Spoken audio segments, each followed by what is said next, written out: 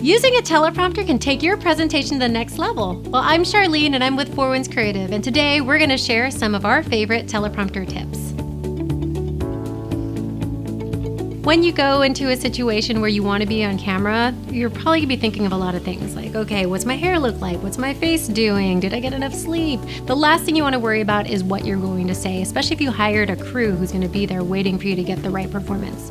So one way to address that is to get a prompter. So we're using a prompter right now. It's just an iPad mini and we have prompter software on it. But if you're actually using a real teleprompter, it will cover the lens so that you can look directly at your script and you're allowed to read it, and it'll look like you're looking right at the camera.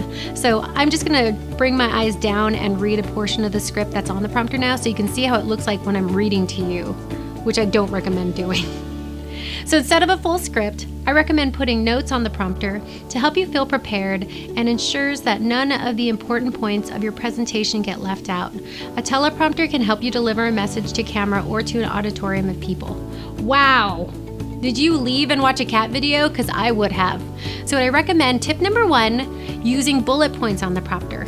That will allow you to speak more freely versus reading exactly what you have down on paper. And I know people love coming in with paper and you spend all night refining your notes, but the producer's gonna ask you not to hold the paper in your hands. And the reason why is because you have these super sensitive microphones that can pick up any noise. So what you're gonna do is put the paper right down next to you. You can still have it close, but you're not gonna be able to hold on to them.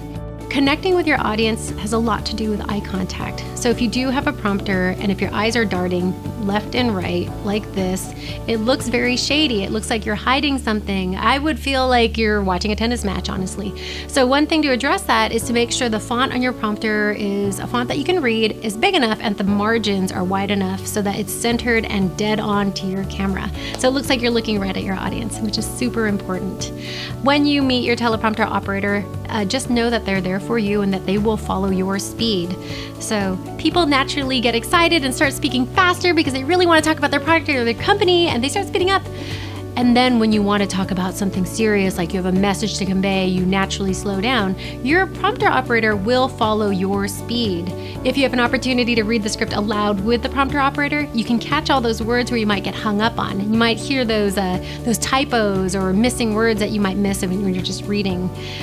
So those are my tips for today. If you have any other questions on how to use a prompter, feel free to fill in the comments below and we'll be happy to answer them for you. So I'm Charlene and we're with Four Winds Creative.